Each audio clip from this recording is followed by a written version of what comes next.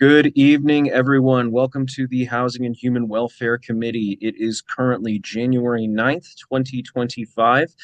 Here at today's meeting, it is myself, Alderman Schandelmeyer. Alderman Huntley and Alderman Gay are here, but they are both mobile, so their cameras may be off, but they are certainly here. Also joining us is Alderman Savage, who is also mobile. His camera is off, but he is also here. First, because I am going to be chairing the committee today, can I please get a motion to approve the agenda? So moved. Second. All right, I have a first and a second. All those in favor? Aye. Aye.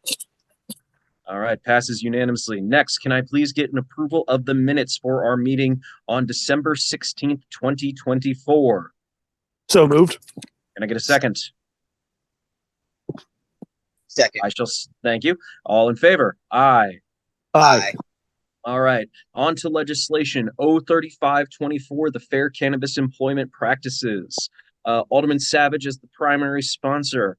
You are here. We also have Mr. Paul Armentano, who is an expert on cannabis policy, joining us. He was present in our Rules and City Government meeting. Mr. Armentano, I look forward to hearing from you as well. I will give it to Alderman Savage, then we'll hand it off to you, and then we shall give it to Ms. Tricia Hopkins, who is our HR representative, and Ms. Buckland, if she also has anything to add in that order.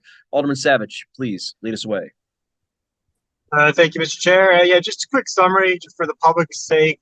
This legislation seeks to adjust our policy towards cannabis use in light of the legalization that's passed in Maryland for recreational and medical use. Because our current policy, because it utilizes a urine test, which can detect usage that goes back weeks or months. That essentially this policy prohibits any kind of off-duty use, be it again medical or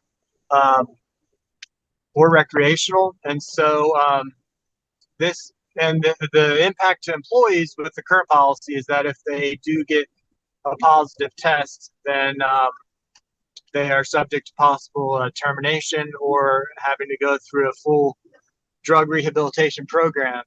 And so I think that's a bit extreme. And so this takes a method that I basically copied the executive order from Governor Moore, took his definitions and general approach, which delists cannabis as a controlled dangerous substance. The other thing of note is that it does exempt federal and it exempts positions that have other federal or state requirements that may supersede the city's autonomy. And so that would be your police officers or anybody who has a CDL. So they are exempted from it. And what else? This has been done in many other states, which I think Mr. Armentano could speak towards. And so what it does, it removes any kind of pre-employment screening test for cannabis and also removes the tests for employees. Because again, the test is unfair. It doesn't actually detect impairment. And so what it would move towards is allow HR to either utilize management oversight or to look towards getting a cognitive test that is non-biological.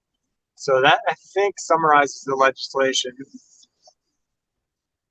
Excellent. Thank you, Alderman Savage. Colleagues, do we have any questions for Alderman Savage about anything that he has described? And we can dive deeper into the legislation as well at a later time, just anything on what he's just briefly described. No question for me. Seeing none. Okay. Mr. Armentano, welcome back to the Annapolis City Council. Do you have anything to add? Yes, I have a few short remarks that I prepared. Again, thank you for giving me the opportunity to speak with you. I'm not going to repeat the remarks that I made at the last meeting. I have provided a written copy of those remarks to all of you if you do want to refer to them. As I stated in my remarks last week, I am supportive of this particular ordinance, which seeks to eliminate the practice of pre-employment and post-employment urine screening for marijuana. I support this policy because the existing policy in the city of Annapolis is inconsistent with state laws permitting adults and patients to legally use marijuana products while they are in the privacy of their own home. It also arbitrarily discriminates against people who are compliant with the state's marijuana legalization laws. It punishes those who rely on cannabis as a medicine, and it limits the pool of applicants who are seeking employment in the city of Annapolis. So for all of those reasons, I think this is an important discussion to have, and I think that the council should move forward with this particular ordinance. Further, there's nothing in Ordinance 3524 that allows employees to be under the influence of cannabis while they're at work or to consume it immediately prior to coming to work. And I think it's really important to reinforce that statement. It simply prohibits the public employers from taking adverse action against workers solely because that person engaged in the legal use of cannabis during their non-work hours. And as has been said by other parties, one of the primary problematic issues with urine testing for cannabis is the fact that the test itself has no ability to determine whether one who tests positive is either under the influence of cannabis at that time, nor can it detect when that person was last exposed to cannabis. In fact, a person can test positive for carboxy-THC, which is the primary metabolite that is screened for on these tests, for weeks or even months after they've ceased using the substance, long after any period of impairment has certainly worn off.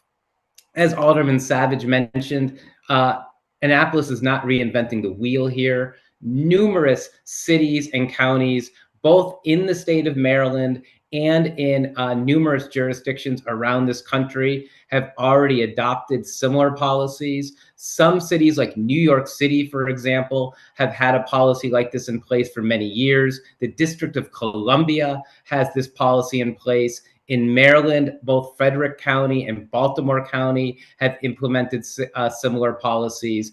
The city of Atlanta, Georgia, has adopted a similar policy. And when we look at states or jurisdictions that have adopted this sort of policy statewide, there's now 10 states throughout this country that bar either pre-employment or post-employment marijuana screening or both for public employees at the state level. New York is among those states, Connecticut, Montana, Rhode Island, New Jersey. So again, this is not a policy where we have to ask what if. This is a policy where we have many, which is really sort of a known commodity. Other states have done this, other cities have done this, other counties have done this, and it has not jeopardized workplace or occupational safety, and it has preserved the civil liberties of those adults who choose to use cannabis responsibly within the privacy of their own home in compliance with the laws of their state. Thank you. Excellent. All right, Mr. Armentano, thank you very much.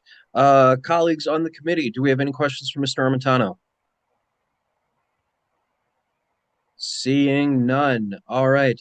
Ms. Hopkins and Ms. Buckland, thank you for joining us today. I understand you have some comments on the legislation, potential recommended amendments. Ms. Buckland or Ms. Hopkins, which one of you would like to go first? Yeah, I'll jump in. So we do have one recommendation. The Rules Committee, we've started the process of some follow-up with Mr. Armentano to the point that was raised actually both by Alderman Savage and by Mr. Armentano about the question of impairment. The one recommendation we would have is actually just to move some language within the legislation. Right now, impaired as a definition is specific to means reduced cognitive and physical ability that results from the use of drugs, alcohol, cannabis, or controlled dangerous substances, to the point that was raised in the Rules Committee is that there are potentially a lot of different reasons why someone might have reduced cognitive or physical ability. And our recommendation is actually to move the second part of that. So just leave impaired as reduced cognitive or physical ability and move the drugs, alcohol, cannabis, controlled dangerous substances, in particular within section 3.24.050, under number 3, which is prevents the rights or obligations of the city to take disciplinary action against someone impaired. And I would insert it there, right? Because you're not going to necessarily have an adverse action because someone's impaired because they have a brand new child and they've been up 3 nights in a row with a colicky baby, right? Sort of thing. So we would recommend just moving that from the definition down to there. And the other thing that we would recommend is just that in order to take disciplinary action, that assumes that you've done an investigation and an evaluation. And so simply acknowledging that within that, so prevents the rights or obligations of the city to investigate, evaluate, and potentially take disciplinary action. That's the only real recommendation we would have.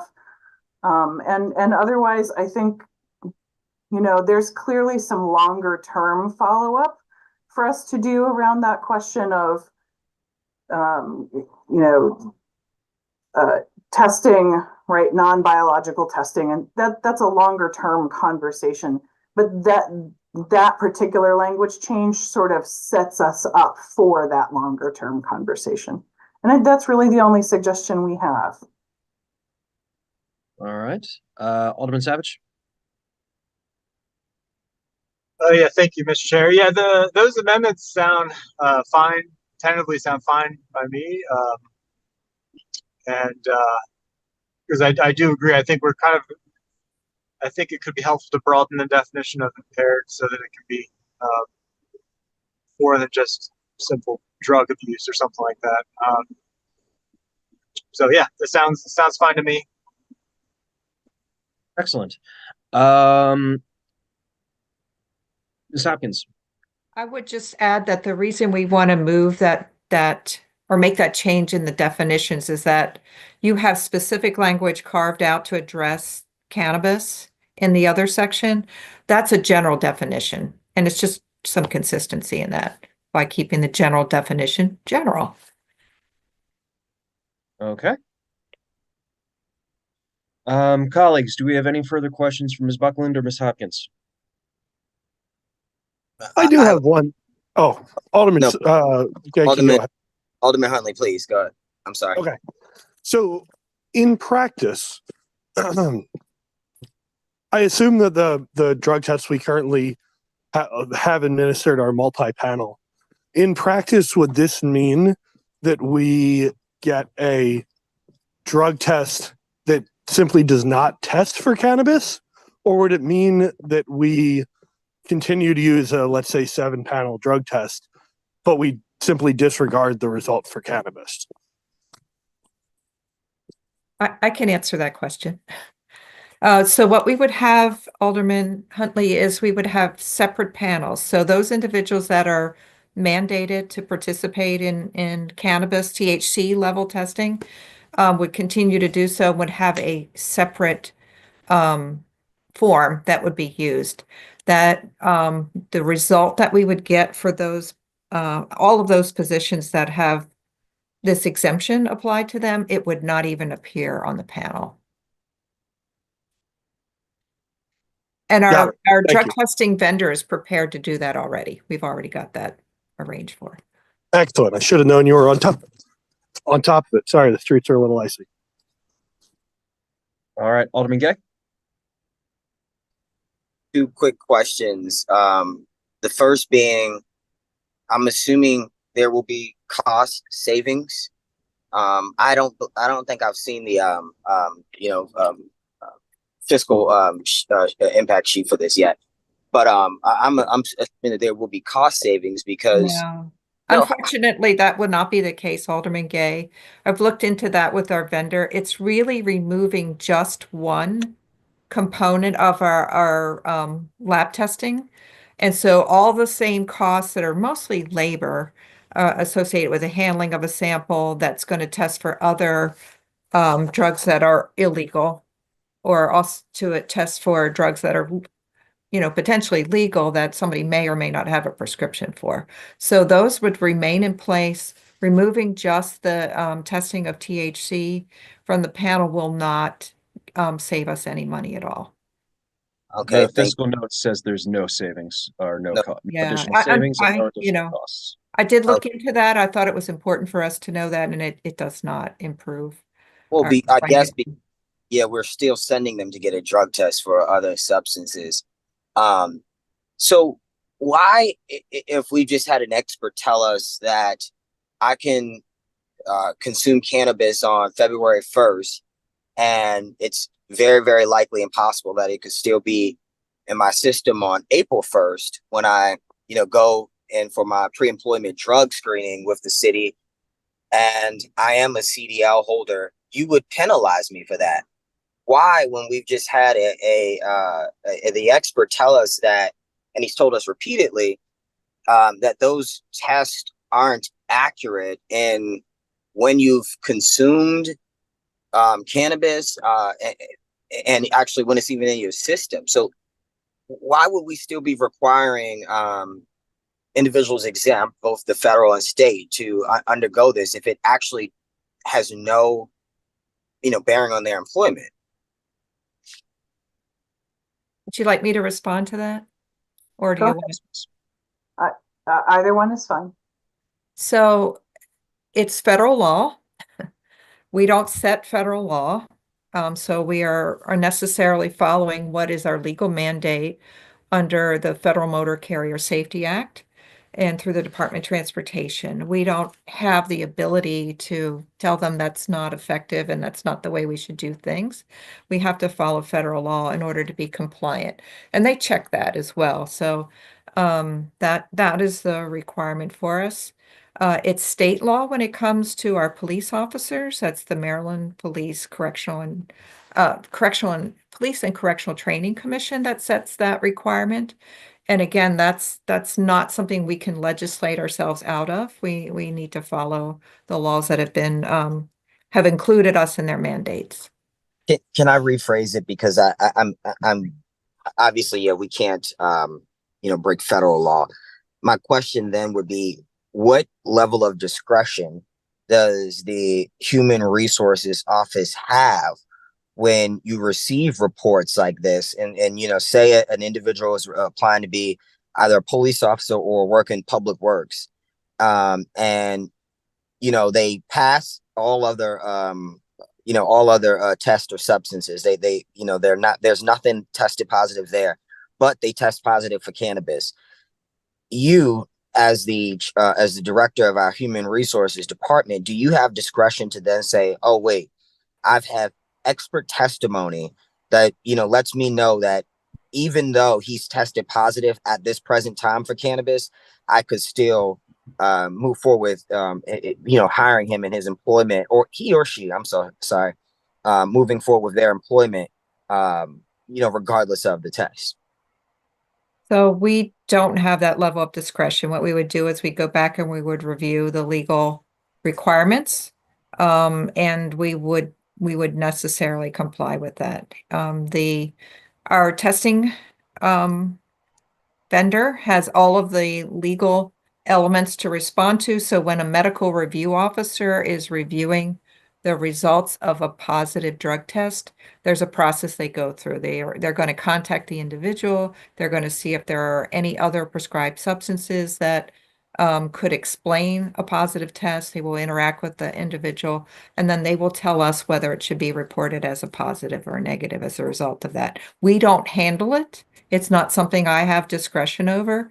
It is something that is provided as policy and legal mandate to the testing company and therefore the medical review officer, and we simply accept the results that they give us as a result of that process. And I do see a couple of hands up, some other folks who might. Alderman. Yes, so we will go with Alderman Savage and then Mr. Armentano. Thank you. Yeah, just on, it's actually a really good question and something maybe we can address down the road to amend the code if this passes. Because my understanding, and Mr. Armentano and Ms. Hopkins probably know better, but I know the U.S. Department of Transportation released updated standards. Gosh, I think it was early last year, the year before, which allow for the use of saliva tests as opposed to urine analysis. Saliva, you can narrow it down a bit more as opposed to urine analysis, is my understanding. So I don't know. We might have the ability for those employees to say, hey, we're going to use this test, saliva test, or instead of urine. But also my understanding is there aren't too many testing, what's the term, like labs that are qualified yet to be able to do the saliva test. But so in any case, we might be able to revisit that in the future altogether. Mr. Armentano? So to add upon that, Alderman Savage is correct that in May of last year, the Department of Transportation amended its drug testing guidelines to allow employees the option to take a saliva test in lieu of a urine test. The problem is that there are still no federally sanctioned drug testing labs that will handle a saliva test. So therefore, there are no currently licensed commercial drivers that actually can utilize saliva testing. At some point in the future, one would hope that process will be in place, but it is not in place now. The reason DOT did move in that direction is because they've lost about 100,000 commercial drivers since 2020 due to those individuals testing positive for marijuana and not putting themselves back in the pool to become to maintain their eligibility. They're simply leaving the profession after they test positive. DOT realizes there's a problem there, and this is one of their alternatives to try to address it. But like I said, in practice, it still can't be addressed because there are no labs certified to handle those sort of samples. But yes, I do concur with Alderman Savage that down the road, while the city nor the state can preempt that federal drug testing guidelines for specific workers, that there may be some relief for those that are tested under the DOT guidelines in the not so distant future, where they will have this alternative test available, which again is not an impairment test, but unlike urine testing, which can go back months, saliva testing generally at most goes back about a week. The variability there has to do with at what threshold the guidelines are set at. So the higher the threshold that's allowable, the less further one goes back. The lower the threshold, the further one can go back in time. Thank you, sir. All right. So do we have any further comments on the legislation? Mr. Braithwaite.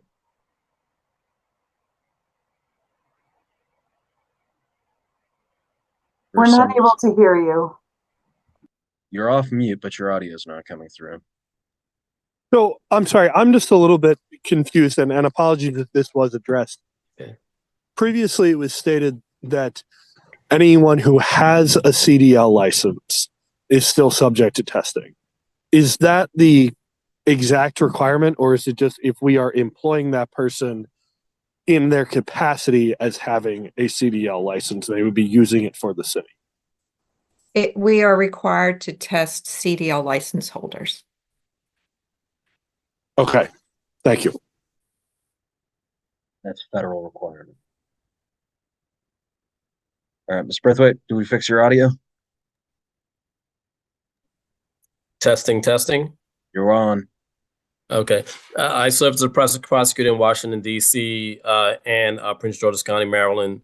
For CDL license holders, part of the requirements is that they surrender their .08, for example, alcohol, which is the .08 is the legal standard for intoxication for drivers, but for CDL drivers, it's .02.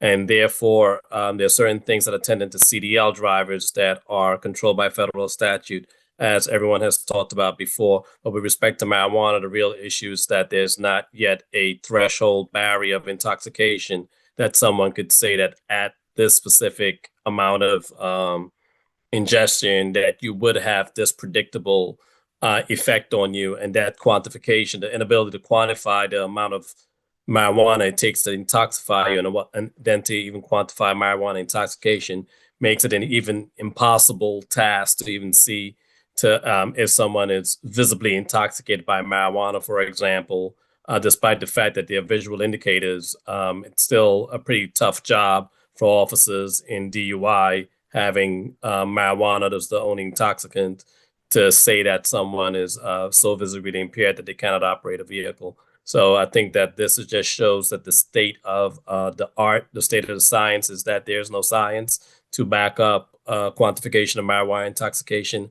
as yet.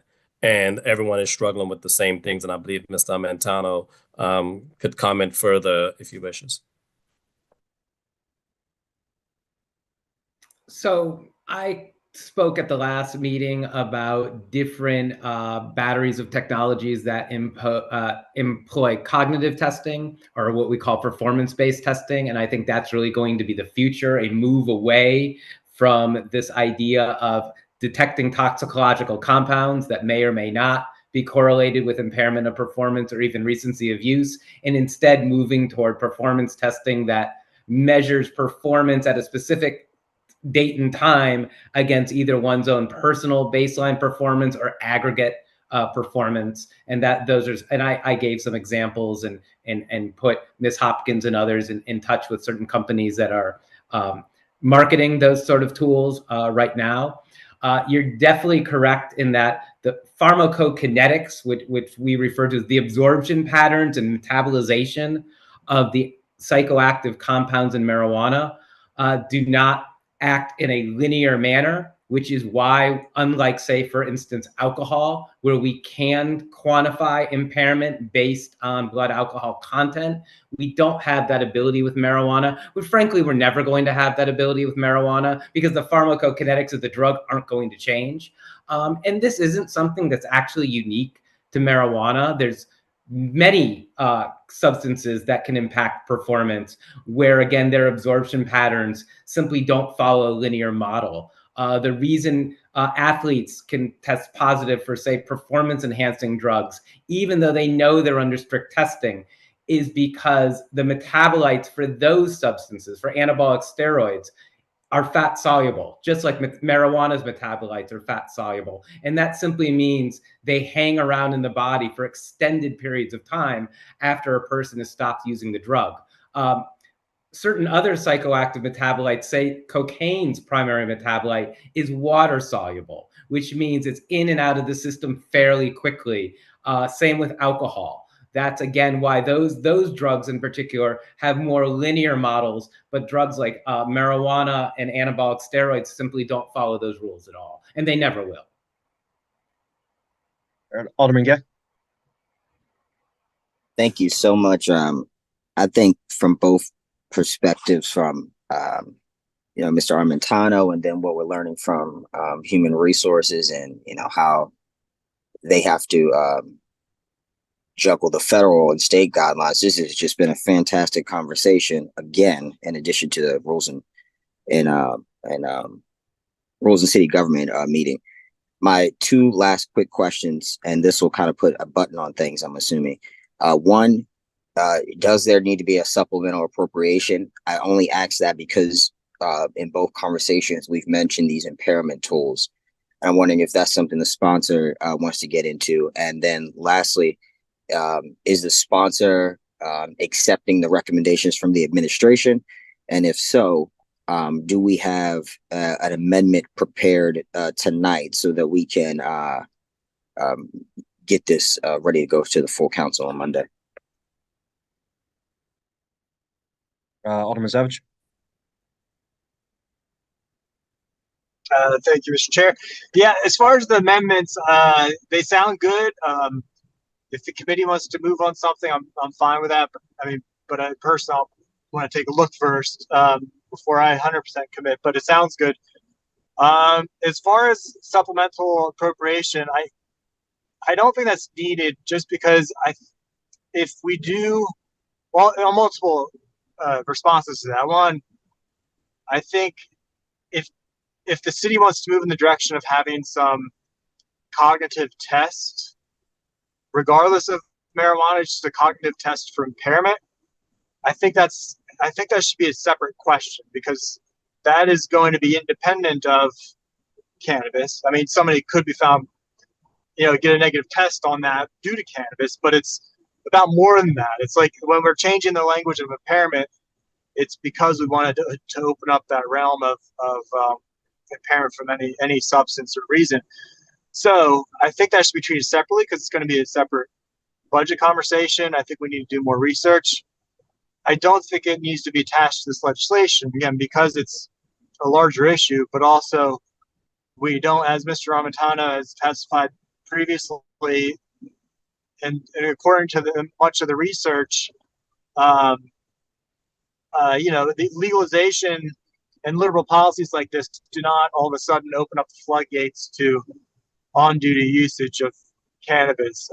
And he referred to a number of states who've already legalized for well over a decade, and there's just no data to indicate that there's any increase in workplace hazards or on-duty usage.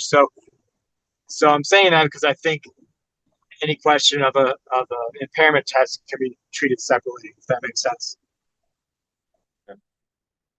So, Ms. Buckland, Ms. Hopkins, with that said, do we need this amendment then to even define impairment, or can we define that internally through policy? I think I mean, this is a new concept of impairment testing, so we should do our due diligence around it anyway. I agree with Alderman Savage that, if we have a good definition of impairment that's not limiting us to drugs and alcohol, that may pop up in other ways within city government that would be meaningful guidance and be a tool. I think we really just need to take a look at those options, and I do agree that it's a budget matter. I don't think you need to attach it to this legislation in any particular way. And I do feel like we've got the ability to look at our internal processes and what we can change most reasonably. I do think in terms of the mechanics, I think, our recommendation is around that amendment. You do have options, if everyone is amenable and Alderman Savage would really like to make sure he sees that in writing. It is always an option to introduce an amendment at second reader. That doesn't necessarily have to go through the all of the committees, and I think that's really a decision that you guys get to make. I think from our perspective, we would be comfortable either way. Okay. So in that case, Ms. Buckland and Ms. Hopkins, I will let you two connect with Alderman Savage and see if anything needs to actually be written down or not. That way you can actually see if something can sorry, stutter. I will let you two connect with Alderman Savage to see if an actual amendment needs to get drafted and if we need to go through the legal office. We can talk to Ms. Ritter with the legal team or not. But for the purposes of this committee, I would like to go ahead and get this out of here. So if my colleagues are comfortable with it. Alderman Pindell Charles, welcome. Thank you. Sorry I'm late. All good. So we're about to get this out. Do you have any comments?